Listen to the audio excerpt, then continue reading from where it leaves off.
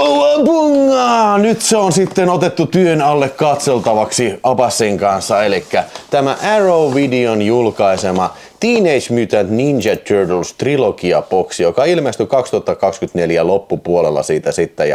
Ja nyt alettiin sitten katsomaan näitä elokuvia, jotka varmaankin on ihan tuttuja kyllä myös Abbasi sulle kyllä.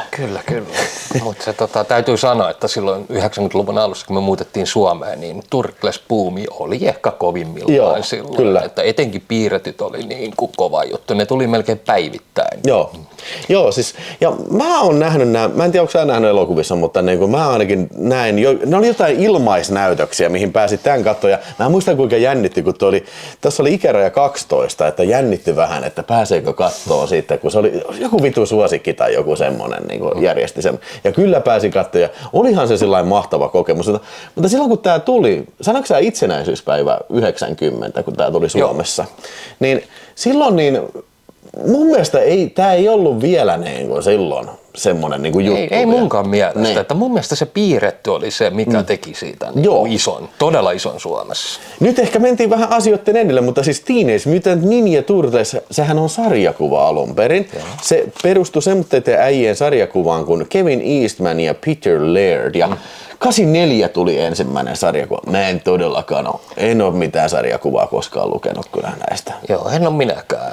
Kuulemma ne on jotenkin sellainen synkkiä, että niissä on jopa verta ja semmoista suolenpätkiä, mutta tää on ihan vaan urbaania huhua kyllä. Joo. Kertokaa katsojat, jos ootte lukenut. Niin. Joo, tosiaan piirrettyhän ilmestyi 87. Joo, siis se sarja. Niin. Joo, ja sitten koska se peli? Oliko se 89 vai 88? Konamin peli tuli 89 Nintendolle. Joo, surullisen kuuluisa siitä, että ei ole ihan sitä helpommasta päästä. Sanotaan näin, että meni tovi, että pääsit edes ekan kentän eteen. Se oli kyllä omaa luokkaa se. Ja siis se, täytyy sanoa, että kun tää leffa tuli, niin mun mielestä varmaan Suomeen se peli tuli about siinä samoihin aikoihin tai sen jälkeen. Ja sitten mä ihmettelin, että okei, jos tää peli on tehty tästä leffasta, niin ei siinä leffassa kyllä mitään näitä asioita ollut, mitä tässä pelissä, mutta pelihän siis on periaatteessa perustuu siihen sarjaan, niin enemmänkin. Niin on. Joo. Mutta puhutaan nyt sitten ensimmäisestä elokuvasta, kun tuli siis tosiaan 90 vuonna, ja sen oli ohjannut Steve Barron. Joo, Steve Barron nimmonen äijä. Mulle ainakin se on semmoinen, jos tiedätte ikoniset musiikkivideot, Dire Straitsin Money for Nothing ja A-han Take On Me. Ja nämähän oli sellaisia sen ajan semmoisia teknisiä hihmeitä. Joo. Niin ja mies oli tosiaan niiden videoiden takana. Joo, ja siis niin kuin tähän se sitten pääsi oikeastaan niillä kannuksilla, että se oli semmoista kun sarjaa tehnyt kuin The Storyteller, joka oli sitten tämmöinen Jim Hensonin tuottama sarja, ja siis Jim Henson oli semmoinen äijä, joka oli tehnyt nämä Muppettit ja Kermitit ja nämä, ja sehän oli vähän tehnyt leffoihin niin kuin myös breikannut, eli se Neverending Story oli ainakin sen osa, ja Labyrintti oli kanssa, ja sitten se joku Diamond, joku Emerald jotain, mä en todellakaan ole nähnyt sitä ensimmäistä, mutta niin kuin pointti oli siinä, että ne oli tehnyt niin kuin, vähän niin kuin studion näitä niin kuin, nukke-efektejä varten, ja sitten tuli kummallisesta paikasta, Golden Harvestista. Kyllä tosiaan, että lafka, joka on käytännössä kaikkien Jackie Chanin merkittävien elokuvien taustalla. Että aika jännä kyllä. Ja tosiaan se taisi olla, väitän, että tämä oli Golden Harvestin ehkä se suurin lippulaiva, siis niin kuin länsimaissa. Länsimaissa, joo. Niin, mutta siis Golden Harvestilta tuli sinne Jim Hensonin studiolle pyyntö, että hei, nyt meillä on tämmöinen projekti ja tähän tarvitaan niinku siis tosi niinku ennen näkemätöntä tekniikkaa, että nämä niinku nuket pitäisi olla ihmisen kokoisia, ne pitäisi pystyä puhumaan tosi paljon dialogia ja sitten myöskin niinku, tehdä karate, kung-fu-liikkeitä. Ei ole ihan helppoa. Mä väitän, että siinä on kaikilla 20 kiloa niskassa. Ja siinä kun me puhutaan oikeasti silleen, että ne kasvot liikkuu ja niillä on ilmeet, niillä on kaikilla sielut. Jotakuinkin sillä se oli tehty, että siis ne on, niinku, jos ne tappelee, niin ne päät on sillä niinku paljon kevyempiä. Mutta sitten kun ne niinku puhuu niinku repliikkejä, niin se on niinku tietokoneavusteinen niinku, semmoinen laitteisto, että niinku ne on jotenkin about niinku suun myötäisiä ne liikkeet siinä. Mutta hei, pitäisikö sitä vähän niinku kerrata, mitä tuossa leffassa tapahtuu? Joo, eli tämähän sijoittuu New Yorkiin tämä elokuva, ja tässä on sitten esitellään heti melkein alkuun nämä Turtlesit sitten, kun se on se rikollisaalto pyyhkii yli New Yorkia, että kukaan ei tiedä mitään. Mummun telkkarikin pöllitään siitä parvekkeelta. Mä en niin kuka maksaisi mitään sitä vittu mustavalkoista matkatelkkarista, missä jotain mummun tarroja siinä. Mutta joo, anyway, mutta Turtlesit pysäyttää heti se, mutta jonkun porukan siinä jossain pimeällä kadulla siinä ja sitten ne esitellään. Ne asuu siis, ne hyppää siihen, tulee alkutekstit, ruutuun hyppää ja se asuu siellä viemärissä. Joo, ne pelastaa sen reporterin April O'Neillin ja sitten ne tosiaan April herää ja se huomaa, että siellä on iso rotta ja 4 helvetin iso kilpikonnaa, jotka tykkää vitusti pizzasta ja niillä on kaikilla taiteilijanimet. Leonardo, Raffaello, Donatello ja mikä se Michelangelo, joo. Ja kaikilla on eri aseet käytössä ja kaikki on enemmän tai vähemmän osaa taistelulajeja, jota sitten tämmöinen valtava rotta nimeltä Splinter eli Tiku, niin sitten on opettanut ne. Joo, ja siis tämähän kaikki johtuu siitä, että ne on löytänyt semmoista putkilon, tai siis se oli vahingossa ajautunut tämmöiseen niin kuin putkilon lähettyville, missä sitten on tullut tämmöistä mutageenia, joka on muuttanut ne sitten paitsi isommiksi, mutta myös sitten niin kuin älykkäiksi siinä sitten. Mä jotenkin aina tykkään siitä, että kun tämän leffan katsoo, niin se selitetään niin kuin ihan pokalla tällä, että joo, mä otin 4 kilpikonnaa mukaani ja sitten mä huomasin, että oli tästä radioaktiivisessa, kaavin heidät teelusikalla. Niin kuin, okei, siis rottakaapi käyttiin teelusikalla, että se kaapi niin kuin kilpikonnat matkaan. Ja myös se, että se oli entinen sen rotan niin kuin omistaja, se eli häkissä, niin se oli ollut sen jonkun vanhan karatemestarin opetuksen. Se oli siellä häkissä niin kuin, tiedätkö, opetellut niitä karateliikkeitä ja se näytetään vielä. Mä sanoisin, että ennen tätä satanan mutageeniakin se on ollut aika helvetin fiksu rotta kyllä. Mun mielestä piirretyssä meni niin, että se äijä muuttui rotaksi ja isoksi rotaksi. Niin munkin mielestä, se näkyy siinä alkuteksteissäkin. Niin. Joo, mutta tässä se on ollut ihan alun perinkin rotta kyllä sitten. Että nyt sitten en osaa kommentoida sen enempää, että niinku, miksi juuri näin, mutta niinku kuitenkin. Mutta siellähän on se New Yorkissa se semmoinen jalkaklaani sitten, jota johtaa tää Silppuri, Shredder. Ja ne haluaa sitten noin päiviltä noin. Kyllä. Ja sitten ne kidnappaa sen Tikun ja sitten ne löytäytyy sen reportin kanssa hyntit yhteen ja sinne tulee myöskin tämä, mikä se jätkä oli se, joka osasi kanssa taistelulajeja. Niin ne sitten lähtee pelastamaan sitä Splinteria takaisin. Joo, ja siis tämähän kun se tikku katoo siinä, niin se johtaa pieniin eri puriin siinä näiden Turtlesienkin kesken. Että oliko se nyt sitten Michelangelo vai Donatello, joka lähtee niin kuin vähän niin kuin omille teille sitten, mikä on muutenkin vähän tämmöinen lone wolfi, siinä lähtee omille teille. Niin. Mutta kyllä ne sitten lopulta löytävät oikean säveleen siinä sitten ja palaavat sitten yhteistyöhön. Tässä on niin kuin mun mielestä hienoa tämmöistä 90-luvun tämmöistä tunnelmaa. On kyllä. Musiikit ja ylipäänsä mitä tämä näyttää? Niin kuin, mitä tämä näyttää tämä New York, mikä tämähän on suurimmaksi osa kuvattu siellä, mikä Carolinassa? North Carolinassa. Joo, mutta niin kuin, kuitenkin silti tässä on näitä katuotoksia New Yorkissa ja ennen kaikkea miten tämä kuulostaa, niin kuin, siis hyvät musiikit ja hyvät, siis se teemamusiikki. Kyllä. En muista kuka sen musiikin on tehnyt, mutta kuitenkin. Joo, ja sitten siellä syvällisemmissä kohtauksissa todella lähellä mennään gladiaattorin musiikkeihin. Kuunnelkaapa seuraavan kerran, kun katselette, että vähän kuulostaa siltä. Ja tässä on paljon toimintaa. On. Ja ihan hyvän näköistä toimintaa. Ja mun mielestä tässä on jopa vähän semmoinen synkähkö ote. Kyllä on, joo. Joo, etenkin siinä alussa, ennen kuin, että kun ne tulee esiin noi kilpparit, niin siinä on vähän semmoista tietynlaista mysteeriä. Ja sitten kun kuvataan sitä jalkaklaania, sitä päämajaa, missä on niitä nuoria käytetty niin kun hyväkseen, että niin kun ne on niitä rikollisia, niin siellä niin kun kilut polttaa röökiä ja yksi polttaa sikaaria. Ja sitten ne aikuiset siellä niin kun hakkaa niitä tällä armottomasti. Ja sanoppa, ketä tässä oli sitten? Sam Rockwell oli yksi. Sam Rockwell ja kukas toinen? Skeet Ulrich. Kyllä, ne on niinku, Sam Rockwell ja Skeet Ulrich on ihan niinku killeinä siinä on. Ja ne on vielä vierekkäisinä. Joo. Mä en ole ikinä ennen tajunnut, että se on Skeet Ulrich se toinen. Ja tosiaan Screamin päävihu. Joo. Ekan Screamin siis. Mutta Sam Rockwell, se on helppo tunnistaa. Joo, se oli kyllä. Ja oli kyllä siis, oli vaan nuori, sanotaan näin, mutta muuten kyllä samanlaiset niin kuin ilmeet ja miten elekieli ja tämmöinen toimii, että mikä hänellä niin kuin tänäkin päivänä on. Joo, joo. Vaikka siis tämä on selvästi tämmöinen nuorisoelokuva ja selvästi viihde-elokuva ja tässä on paljon actionia, mutta kyllä mun mielestä tässä on silti tämmöinen niinku sielu niinku myös semmoinen. Ja siis semmoinen tietty sanoma siitä, siis sitä niinku porukan tärkeydestä ja siis siitä, että okei, että miltä tuntuu aikuistua, niinku, kun niitähän vähän, ne joutuu vähän aikuistumaan, kun se tikku häviää siitä. Joo, ja sitten kun toi on oikeasti ton ajan semmoinen todellinen niinku, miten sä lähdet toteuttamaan tämmöistä niin kuin live actioniksi? Niin. Että se on vaatinut studiolta todella paljon malttia ensinnäkin. No. Ja sitten tosiaan nämä maskaajat päässyt kyllä vauhtiin, että tehnyt puvustajat on niin kuin. Joo, kyllä ne on osannut ne Jim Hensonin porukka tehdä niinku just oikeat ratkaisut. Tuostahan mitä mä katsoin, niin siis kaikki studiot oli niinku, tiedätkö, torpannut.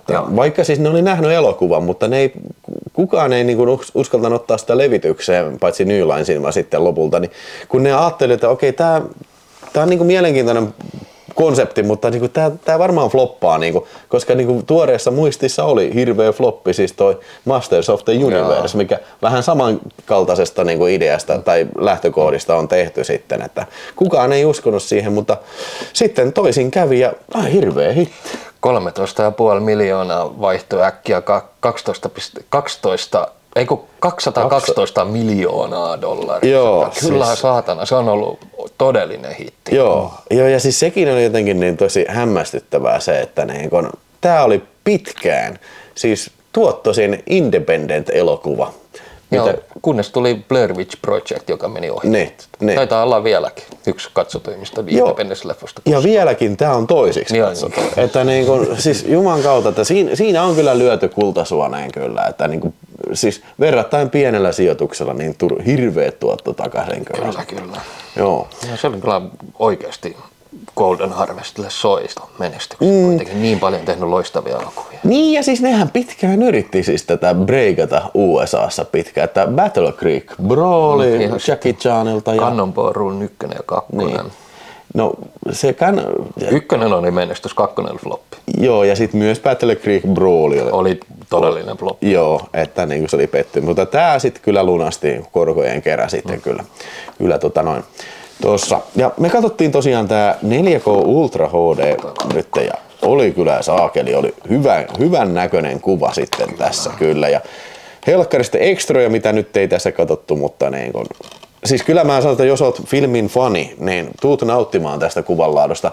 Tää juuri palvelee hyvin tätä, niin kuin tätä tämmöistä tiettyä synkkyyttä. Se on silti saatanan terävä ja siis helvetisti yksityiskohtia. Ja nekin just niin kuin näitä Turtlesien niin kuin huomaa siitä, kuinka niin kuin tarkasti ne on tehty ne puvut, että näkyy ne kaikki semmoitteet, niin kuin sä teet läikät niissä puvuissa. Ne on tosi niin kuin viimeisen päälle tehtyjä kyllä ja tää se pistää kyllä niin kuin hienosti, tiedätkö, niin kuin omaan niin kuin ansaitsemaansa arvoon sitten kyllä tämä.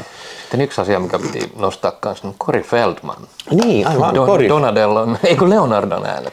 Joo, Corey Feldman ja se oli tehnyt tosiaan sen ääniduppauksen siinä. Ei siis tietenkään näytellyt tätä. Ja ne, jotka näytteli, ne oli vissiin stunttiäjiä kyllä ne näyttelijät siinä. Ja kyllä oli ketteriä, kun ottaa tosiaan huomioon, että nämä puvut ei varmasti ole niissä kevyemmästä päästä. Ja kyllä liikkeet lähti hienosti. Kyllä, joo. Miten sä annat arvosan? No 3,5 tähteä. Joo. Oli kyllä kuvan laatu hyvä ja mukavan pituinen. Ja niin sitten tosin se soundtrack oli silleen, että se oli oikeasti, että vitun gladiaattori. Kyllä te olette vittu käynyt Turtlesin kattoon pohjille, kun te olette lähtenyt musaa tähän kehittää. Kyllä mä annan kanssa 3,5 tähteä. Tää kuuluu vähän siihen samaan sarjaan kuin joku vaikka Karate Kid. Tämmönen nuorison niin tämmönen toimintaelokuva. Ehkä vähän synkempi kuin Karate Kid ja näin, mutta kyllä tää niin mun mielestä on ihan puolustaa paikkaansa siellä niin tämän tyylisissä elokuvissa. Niin ja sitten tosiaan, että live action. Parhaimmasta päästään nää. No siis jos jälleen kerran puhutaan He-Man Master of the Universe, niin on ihan vitusti parempi kuin Masters of the Universe, kyllä mun mielestä. Niin onkin. Niin. Mun mielestä mä en ole ymmärtänyt niitä, jotka tykkää niitä Master of the Universe. Niin siis leffasta. Niin. Kyllähän tää oli semmonen hitti kuitenkin tämä ykkönen, niin kyllähän sitten kuule Mönien salaisuus, teini-ikäiset mutantti ninja kilpikunnat 2 oli sitten aivan taattu. Ja tosiaan seuraavan vuonna tuli sitten tämä ja ohjauksesta vastasi semmonen sälli kuin Michael Pressman. Joo. Oliko se mä kattelin, että TV-juttuja todella paljon. Että mä katsoin niin kuin 90-luvun ja 2000-luvulla tehnyt. Joo. TV-sarjoja tosi paljon. Joo. Ja tosiaan tässähän ei ole, me unohdettiin kokonaan puhua Casey Jonesista tässä edellisessä elokuvassa, eli Elias Koteas, joka näyttelee sitä jääkiekkomaskista äijää, joka hakkaa porukkaa siinä. Joo, mutta se ei palaa tähän, vaan tässä on sitten tämmöinen Kano, semmoinen kiinalainen poika sitten, joka vähän ottaa sen roolin. Ja sitten myöskin April O'Neil on palaa tässä, mutta se on eri näyttelijä kyllä tässä. Ja koska nämä tapahtumat nyt on? Eikö tämä on melkein heti sen perään, mitä eka? Mä luulen, että ei tässä on varmaan mennyt kuin ehkä viikko pari siitä ykkösen tapahtumista, koska Turtlesit asuu nyt sitten April O'Neilin tykönä, koska niiden se kotipesä tuhottiin sen ykkösen hötäkässä siinä sitten. Ja sitten se tikku näkee ohjelman, kun toi April O'Neil, kun se on uutisten toimittaja, se lukee ohjelman siitä, että joo, täällä on semmoinen geenialayritys, muistaakseni mikä se on, Tigon tai Tigra. Niin, joku semmoinen yritys, joka tekee sitten tämmöistä mutageeniä sitten, niitä ne testailee ja sitähän johtaa, tai sitä tutkimusta johtaa David Warnerin näyttelemä. Professori Perry. Joo, Perry oli se. Niin. No sitten siitä tikku sitten miettii, että saakeli, että tää on sitä samaa kamaa, mistä me synnyttiin. Ja sitten ne lähtee vähän etsiin niin kuin tätä heidän alkuperäänsä siitä sitten. Ja totta kai silppurikin on aineen perässä sitten. Joo, se ei todellakaan kuollut edellisessä osassa, vaan nyt se on nyt palannut sitten tänne mestoille ja koko jalkaklaaniinsa takaisin yhteen ja sitten lähtevät sinne sitten. Sitten se tekee 2 semmoista superhirviöä hänelle apurikseen myös sinne. Joo. Muistuttaa herehdyttävästi tätä Bebokia ja Rocksteadia, mutta jostain kumman syystä ne hahmot sitten vaihtoi nimeä. Joo, eli Tokka ja Razor on tässä semmoinen koira ja kilpikonna. Semmoinen 2 semmoista isoa monsteria. Mitä mä katoin tuossa, että miksei ne on Rocksteady ja Bebop, että ne piti alun perin olla. Mutta siinä oli joku semmoinen juttu, että se toinen näistä äijistä, mikä oli kirjoittanut tätä sarjakuvaa, Peter Laird, niin sanoi, että hän ei halua, että siinä on nämä vittu Rocksteady ja Bebop, että ne oli kuulemma sinne TV-sarjassa niin paskoja ja ärsyttäviä hahmoja. Mutta en mä tiedä, kun ei tässä muutenkaan niin kauheasti nyt samaa niin yhteväisyyttä siihen vissiin, niin en mä tiedä. Mutta anyways, sillä on vittu silppurilla, se on jalkaklaani ja 2 näitä supermutanttia siinä ja miten sitten Turtlesit voi näillä yhtään mitään, kun juosta pakoon ja hakata niin paljon tyyppejä kuin vaan voi. Mutta kaikista ehkä kauhein asia tässä on tietysti Vanilla Ice. Joo, sen keikalla hän päätyy sitten jossain kohtaa. Joo, siis kohti loppua, niin sattumalta kun ne pakenee sieltä, tiedätkö, jostain se jalkaklaanin beissi on niin kuin ihan sen vieressä se keikkapaikka. Se on semmoinen laituri joku mesta ja siellä Vanilla Ice sitten pitää sitten sellaista keikkaa. Ja sitten totta kai kuka tahansa bändin laulaja, kun se huomaa, että 4 mutanttia ja 2 supermutanttia tulee tappeleen tanssilavalla, niin totta kai se sieltä niin kuin lennosta säveltää säpteen. Go ninja, go ninja, go. Go ninja, go ninja, go. Joo, ninja-räppi. siis mä muistan silloin, kun silloin kun asuin Tiian kanssa ja sen tyttären kanssa katsottiin tätä, niin siis mua oikeesti hävetti. Mä tunsin syvää myötähäpeitä tässä kohtaa. Mutta nyt kun sen katsoi, niin okei. Kyllä se tavallaan sopii tähän kaikkeen lapsellisuuteen, mikä tässä on. Joo, mutta siis nyt alkoi se, että huomattiin, että aletaan kosiskelemaan vielä nuorempaa yleisöä. Joo, ja siis tämä puhutteli niinku sitä enemmän. Ja tämä oli oikeasti, tässä oli niinku todella lapsellista läppää. Joo, ja siis tässä on niinku selvästi niinku paljon tämmöinen kevyempi tää niinku meininki, että on tehty vähän niinku sellaista koomisia ääniä ja sitten on tehty niinku hassua musiikkia ja sitten ne ei niinku hakkaa tyyppejä, ne aina tekee jotain, niinku, tiedätkö, vaikka köyttää tai jotain ja väistää. Ja makkaranunsukoilla hakkaa. Just näin, tässä on tää legendaarinen makkaranunsuka. Se unohtui sanoa, että siis Englannissa siihen aikanaan, kun näitä julkaistiin, niin siellähän oli tää kielto, että ei saa mitään, tiedätkö, martial arts weaponryä näköä missään. Ja Siis tää erityisesti on paha elokuva siinä, koska tässä näkyy tosi paljon nuntsia tässä ensimmäisessä. Nuntsia ja kaikkea näitä tai sai enää. Ne oli kaikki leikattu pois. Se oli 1 minuutti ja 51 sekuntia leikattu. Plus hirveästi kaikkea tämmöisiä niin kuin muutettu, niin kuin zoomailtu ja tällä, ettei ne näy. Niin. Eikä tummennettu jotain. Niin kuin, siis vittu kuinka on niin kuin lapsellista ja vaikeeta. Joo, tehnyt itsellensä kauhean vaikeasti ton tilanteen. Mutta ei voi mitään, laki on laki. Niin, mutta sitten vielä tässä kakkosessa, niin siis tässä ei se ole nuntsia kuin ehkä vilaukselta, mutta tässä on se makkaranuntsia. Siis se käyttää, Michelangelo käyttää, vaikka kuka se käyttää, makkarapaloja. Siis se on niin kuin makkarapötköä niin kuin nuntsailla. Ja sitten, joo siis englanniksi, siis ne oli leikannut sen. Ja sitten tarina kertoo siitä, että ne oli ollut ne tarkastajat, ne oli siellä naureskella, että joo. Että kyllä meille naurettaisiin, jos me oikeasti leikattaisiin nämä pois. Eikö niin vai mitä? Sitten se oli tullut se johtaja, se James Farmer.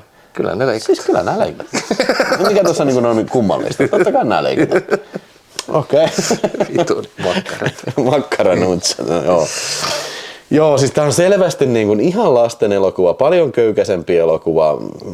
En mä tiedä, siis mä en vittu tajua sitä, että mikä siinä on aina, että niinku, filmiyhtiöt kuvittelee, kun ne löytää, niinku, osuu niinku, tiedätkö, sellainen kultasuone. Ja sinne niinku, tulee aahanneeksi, että hei, tehdään tästä vielä vähän niinku, tiedätkö, kevyempi, niin että tämä ei ole niin synkkä, että kaikki voi katsella tätä, että ne niinku, kuvittelee, että niinku, ne saa niinku, enemmän katsojia siitä, mutta siis se on niinku, aina, tämä ei vittu ole ikinä maailmassa toiminut tämmöinen. Mieti joku Expendables 3. Joo. Ei toiminut. No tohonhan siis niin budjettihan iso, niin aika paljonkin. Että niin, oliko se 20 miljoonaa? Joo, 25 oli. Joo. Voi muistaa väärinkin. Että niin. Kuitenkin melkein puolet enemmän, mutta se teki myöskin puolet vähemmän. Että. Niin. Mutta Mutta silti se oli menestys. Et se menestyi hienosti, ei siinä mitään. Mutta, ja samalla tosiaan Vanilla Icehän saatiin tähän. Ja Vanilla Icehän oli se Ice Ice Baby, tuli tyyliin vuotta. Ehkä 2 vuotta. Vuoden 2 tuli ennen tätä. Ja tarkoitatko se leffaa vai? Niin siis. Ei kun Cool siis, as Ice oli se leffa. Ei vaan siis Vanilla Ice Ice Baby. Niin se biisi oli tosi iso hitti pari vuotta ennen tätä.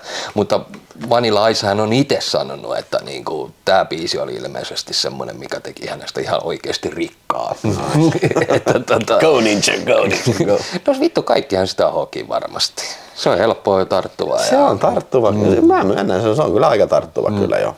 Ja sitten tosiaan lapset että kans kuunnellut, että tähän saatiin tosiaan todella iso pop-ikoni saatiin siihen aikaan. Joo. Okei, no jos mä nyt heitän arvosanan siitä sitten nyt täällä aloitan tämän arvosteluvyydin, niin siis kyllä tämä selvästi heikompi oli. 2,5 tähteä. Mä annan 2,5 tähteä kanssa. Vaikka mä ihan oikeasti mä tykkäsin Shredderista tästä. Toi Sirppuri oli mun mielestä ihan hyvä tässä. On tässä hyviä juttuja. David Warneri onkin kanssa ihan hyvä kanssa. Joo, se on hyvä. Ja mun mielestä hauska idea, tiiäks, että tulee lisää mutantteja, tiedätkö, täällä. Mutta tässä on myös niin paljon siis tämmöistä ärsyttävää, tämmöistä lapsellisuutta ja lapsista läppää koko ajan. No siis ne uudet mutantit, niin nehän on ihan lapsen tasolla siinä, että siis ne koko ajan let's have fun. Niin. Ja sit niinku vittu. Se piti myös mainita tästä 4K:sta, että siis siinä missä tämä ensimmäinen, niin sehän on masteroitu ihan kameran negatiivista tää, mutta nämä 2 ja 3 tästä boksilta sitten ei ollut. Ne oli 35 milliseltä interpositiiveltä. Tiedätkö mitä se tarkoittaa? En minä tiedä. Se tarkoittaa sitä, että se on semmoinen esityskopio. Okay. Niin siitä se on niinku vedetty se niinku, siis se on varmaan niinku hyvä kuntoinen ollut kaikkea, mutta niinku se ei ole niinku läheskään niin hyvä kuin sitten alkuperäinen negatiivi, siis kameran negatiivi. Mutta kyllä mun mielestä 2. oli todella hyvä laatu. Ei se mitään vaikuta. Siis ehkä huomasi, että vähän enemmän, siis kuva oli rakeisempi, mutta ei mulla muuta niinku huomannut mitään eroa. Sitten toi 2. oli myöskin se, että se oli päiväsaikaa melkein kaikki tapahtui. Ei oltu läheskään missään synkissä vesissä.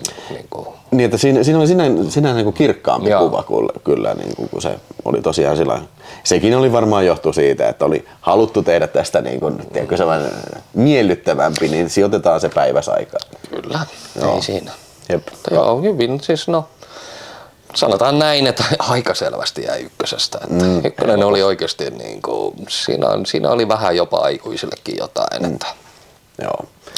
Mutta tämä kakkonen alkoi jo olemaan silleen, että huomataan, halutaan tehdä rahaa. Halutaan rahastaa, nopeasti rahastaa.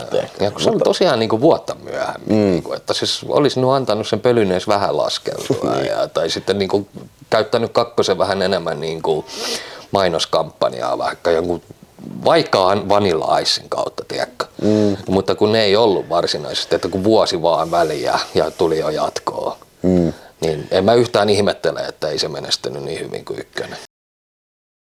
Ja sitten pari vuotta myöhemmin tuli tämä 3. elokuva, jolla ei sitten mitään alaotsikkoa olekaan, koska se on niin hyvä.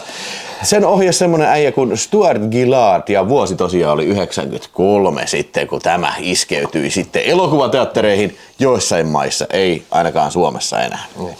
Ohjaaja ei sanonut mulle yhtään mitään. Äkkisilteen vilkasen, niin pelkkää TV-sontaa tullut ulos, että Joo. Tietää jo hyvää. Se aina lupaa tosi hyvää kyllä, mutta joo. Ja siis sekin, että siis tämähän on tää maine tässä semmonen, että tää on tosi paska leffa. Siis, ja se mun mielestä johtuu aika pitkälti siitä, kun toi AVGN teki se Turtles VHS-arvostelu. Muistatko se missä se lyö sen samurai-miekalla se Joo, muistan. Joo, sehän haukkui sen ihan pystyyn. Sitten kaikki vähän lähti sen kelkkaan sitten. Joo, mutta sä et ole aikaisemmin nähnyt. En oo. Okei, joo. Mä olin tän nähnyt ja joo, ei tää hyvä kyllä ollut. Mä joskus tuli filmideltä katsottua tää. Ja sitten joo. Mutta siis juonihan on tässä tosi hyvä, että siis April O'Neil tulee kylään sitten niitten tonne Turtlestien sinne metroasemalle, siis se hylätty metroasema, missä ne pitää majapaikkaansa. Ja se on löytänyt kirpputorilta satteen japanilaisen, se on joku kynttilä tai lamppu. Lamppu, niin. Niin, semmoinen lamppu. Ja sitten kun sitä pitää kädessä, niin sitten avautuukin sitten semmoinen portti menneisyyteen. Tiedätkö, jostain kumman syystä, että 1600-luvun Japanista, missä se kynttilä on kotoisin tai tämä lamppu, niin siellä joku äijä sitä hieroo samaan aikaan. Niin, ja sitten vaihtaa paikkoja. Joo, eli se äijä siirtyy tähän 1900-luvun New Yorkin viemäriin, se japanilainen äijä, ja sitten April O'Neil siirtyy sitten sinne, sen tilalle sinne Japaniin, feudaaliseen Japaniin. Joo, mutta sitten siellä Japanissahan on sitten semmoinen joku merirosvoäijä, jota näyttelee tämä Stuart Wilson. Joo, siis tää on joka on siis ehkä paremmin tunnettu tuossa Tappavaase 3. Miten se nyt sanoo? Ei kun, hi Billy, bye Billy. See you Billy. See you Billy. Joo, See you Billy näyttelee tässä. Se on niiden piraattien johtaja. Ja nämä piraatit tekee näiden samureiden kanssa jotain, mä en tiedä, asekauppaa tällä. Ja ne suuret feudaaliset suunnitelmat on siellä meneillään tällä. Ja sitten Turtlesit sitten tietysti yhdessä tietokoneen kanssa sitten ne hakkeroi sitä sitten ja keksii keinon, että miten ne pääsee kanssa sitten tätä lamppua käyttäen sitten tänne Japaniin. Niin, ja siellähän sitten samalla aikaa sitten samurait mähinät sitten niin sanotusti ja Turtlesit joutuu kesken sitä kaikkea. Joo, ja sitä ei pidä unohtaa, että niiden Turtlesien tilalla siirtyy noin 4 japanilaista osasta äijää 1600-luvulta ja sitten niistä tulee hirveitä lätkäfaneja ja sitten ne käy baarissa ja tällä. Joo, ja kuuntelee Tarzan-poita, Baltimore Tarzan-poita, kun on satana Italo-diskoa. Joo, ja myös Casey Jones on tässä ihan turhassa roolissa. Joo, itse asiassa 2 roolissa. Niin, se on tuplarooli, se on se yksi niistä merirosvoista, mikä näyttää siltä, että tätä ei mitenkään sanota tässä. Niin, mä luulin kanssa, että ne jotenkin sukua tai jotain. Ei sitä sanota mitenkään, että se nyt sattuu vaan olemaan Casey Jonesin näköinen. Ja sitten Casey Jonesilla 1900-luvulla se vaan kaitsee näitä japanilaisia sekopäitä, jotka tulee sinne. Tai se vähän viihdyttää vielä niitä ryyppää. Ja joo. Sitten, mutta hei, sen sijaan, että tässä olisi näitä Turtles-hahmoja tai Turtles-taistelu, tehkää tilaa oikeasti siis feudaaliselle Japanille ja mahdollisimman geneeriselle tämmöiselle samurai-seikkailulle kyllä.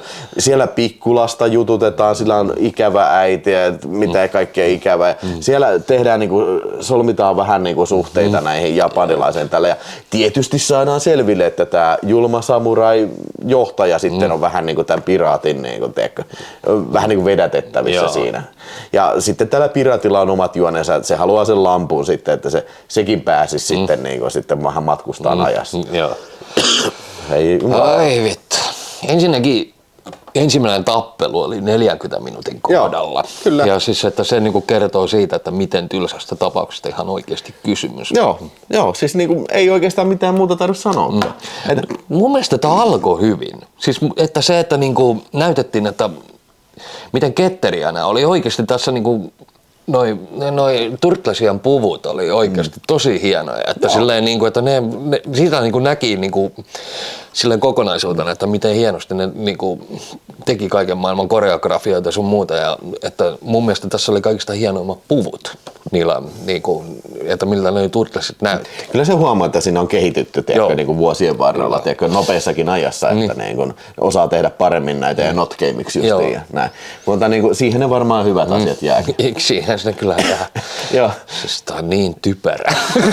Siis se, että niinku, jos mietitään tätä ihan ensimmäistä Turtles-elokuvaa, niin siihen Turtles, siis niillä on vähän niinku sellaista persoonaa ja hahmoja, vähän niinku sellaista synkkyyttä siinä. Mutta siis tässä ne on vaan niinku latistettu ihan vaan niinku one-linereiden heittelijäksi. Ja siis ne ei ole hyviä one-linereita. Help, I'm a turtle, I cannot get up. Mitä tää tarkoittaa? Niin. Ja sitten se, että hei, were you expecting the Addams Family? Minkä takia se japanilainen 1600-luvun ihminen odottaisi näkevänsä Addams Family? Niin. You son of a Scrabble. Joo. Sitten se, että se tipahtaa pää edellä siihen jorpakkoon ja sanotaan, I think I swallowed that turtle. I hope it wasn't an ancestor. Ei kun siis, I swallowed that frog. Niin miten se sammakko olisi sen esi-isä? Siis ei tässä niinku mietitty yhtään mitään. Siis, tää oli vissiin tehty aika niinku nopeasti. Niin, joo, mä ymmärsin. Joo, ja siis budjetti oli... 21 miljoonaa. 21 miljoonaa, ja siis se on tehty justiin tää juoni, kaikki palvelee sitä, ne voi kuvata tämän pihalla. Niinku ihan mettässä vaan, tiedätkö. Et ei tarvi niinku mitään kalliita New York-settejä eikä mitään semmoista, että vittu tehdään tää siellä Oregonin mettässä. Joo, siis kaikki Japanin kohtaukset on tehty Oregonin mettässä. Joo, siis tässä ei mitään näyttöä. Okei, no siis sanotaan vielä, se mikä se samuraitten, se niiden linna. Se oli varmaan ihan hienosti tehty kyllä, mutta niinku that's it. Joo, samassa mestoissa oli kuvattu muun muassa toi Goonies. Goonies, niin se Oregonissa. Joo. Joo, okei. Että se on varmaan joku studion semmoinen. Joo. Semmoinen, niin. Mutta joo, siis okei, siis kakkonen nyt, se oli typerä elokuva. Joo. Mutta siinä sentään on paljon muistettavia asioita. On, mutta siis... Ei tässä mitään. Ei, mä äkkisiltä en keksi. Mulla on mun mielestä ainoa, mikä mä muistan niinku silleen selvästi oli se, että se soi se Baltimore Tarzan pois siinä yhdessä kohtaa. Mikä juttu tää oli se, että se yksi äijä, mitä ne kiusaa, niin sitten ne kutittaa sormilla sen korvan? En mä. Viku. Se on toistuva vitsi, että onko se niin ollut tosi hauskaa tekijöiden mielestä? Ei se mun mielestä ollut hauskaa, se on vaan outoa ja typerää. Niin, ja sitten kaikin puolin siis niinku, ensinnäkin tää oli pisin varmaan näistä. Ainakin tuntui siltä. Joo, siis oli se pisin. 95 minuuttia. Joo, se oli 5 minuuttia pitempi kuin ne muut. Niin. Muut oli niinku aika pitkälti 90 minuutin pintaa. Mutta siis siinähän se oli. Ja hei, Corey Feldman teki paluun. Niin. Se oli ollut vierotuksessa kakkososassa. Niin, eli siis kakkosessa ei tehnyt ääntä, mutta tässä se tuli takaisin. Joo, Donadello. Joo. Mä taidettiin mainita, että se olisi ollut Leonardo, mutta ei, se on Donatello. Okei, joo. Mutta niin kun, tää on just tämmönen oppikirja esimerkki siitä, kun sulla on tämmönen, niin kun, tämmönen idea, tiiäksä, niin tietyt hahmot. Sitten kun sä siirrät ne johonkin ihan toiseen paikkaan, niin ei se ole enää sama juttu. Vähän niin kuin tulee mieleen, mieti jos joku Robocop olisi Villissä lännessä. Joo. Tai Rambo. Niin, Rambo Villissä lännessä. Tai Rambo lähtisi vaikka, niin kuin, tulisi vaikka Suomeen käymään. No okei, se voisi olla ihan hyvä, mutta niin kuin, just tämmöinen, kun se otetaan se tuttu konsepti. Otetaan, esimerkiksi tässäkin Turtlesissa, mun mielestä se on aika tärkeää, että Turtlesit on nimenomaan New Yorkissa viemärissä. Että ne ei ole vaikka niinku Kööpenhaminassa viemärissä, vaan se on se New York on se osa sitä miljöötä ja kiinteästi niinku kuuluu se pizza ja sisältää kaikki, mutta vittu. Se on niin tärkeä osa sitä koko konseptia. Ja sitten kun se viedään siitä pois ja viedään tämmöisen täysin outoon, tai siis semmoisen niinku ympäristön, mihin ei niinku... Mä en ymmärrä, miksi tää on niinku viety sinne. No siis varmaan just sen takia, että ne on voinut tehdä tää halvalla. Ja sitten niin miksi aikamatkustus? Niin perustuuko tämä jotenkin siihen, kun se oli se peli, mikä se Turtles Back in Time, niin olisiko ne siitä saanut se idea, että Turtlesit menee ajassa taaksepäin? Mutta niin voisi kuvitella, että niin ykkösen ja kakkosen jälkeen niin olisi paljon niin tavallisiakin Turtles-seikkailuita, niin ihan nykyajassa, että siellä olisi joku uusi porukka, miten ne joutuisi hakkaan sitä, mutta Ja sitten kaiken lisäksi toi Tiku, niin se oli semmoinen laiska paska. Se vaan istui paikalla eikä tehnyt yhtään mitään. Se oli täysin turhaa hahmo. Joo, siis tässä. Hädin tuskin puhu edes mitään. Se vaan möllötti siinä ja kuulen vaaroja. Tai aistin vaaran lähestyvää tällä. Niin. Ihan paska. Siis suoraan sanoen aivan paska filmi. Joo, siis mä voin väittää, että mä en tule ikinä tätä näin uudestaan. Että kerran sen näki ja se riitti. Kyllä se kannatti ostaa 4. Joo, kunnolla. Kunnon kuvalla, niin että saa pitää hyllyllä kunnon kuvalla sitten hyllyssä lopun ikää. Dumpata se sinne hyllyn uumeniin siihen. No mitäs mieltä olet sitten, että Michael Bay sitten aikanaan myöskin teki ne 2? Joo, mä en ole nähnyt. En ole nähnyt kyllä ja siis katsojille tiedossa, me ei tässä videossa aiota käydä Michael Bay-videoita, Turtles-elokuvia läpi sitten, että kertokaa ihmeessä katsojat te, jos teillä on jotain sanottavaa Michael Bayn Turtlesista ja onko se jotain semmoista, mihin kannattaa ehdottomasti tutustua. Mä en jaksa uskoa. Joo, mulla on vähän sama. Siis se, että jos mä oon nähnyt muutaman Transformers-elokuvan ja jos ne on ja kun mä oon ymmärtänyt, ne on yhtään samanlaisia, niin ei näitä tarvitse. Ja sitä paitsi, tiedätkö, mä oon nähnyt niitä trailereita, näyttää vitun rumilta näistä Turtles. Niin. Siis okei, vittu vaikka mä paskannan satana perseen tyhjäksi tämän 3 päälle, niin silti nämä Turtlesit näyttää hyvältä ja ne on sympaattisen olosia nämä nukettaessa, mutta ne vitun CGI-mutantit, niin ihan vitun ruman näköisiä ja siis semmosia uncanny valley ruman näköisiä. Samaa mieltä. No niin. Kumpi heittää ensin arvoisen? Mä voin heittää. No. 1,5. Joo. Mä annan Baltimorelle. Baltimore on se Tartsan pojan oikeasti tarttuva biisi.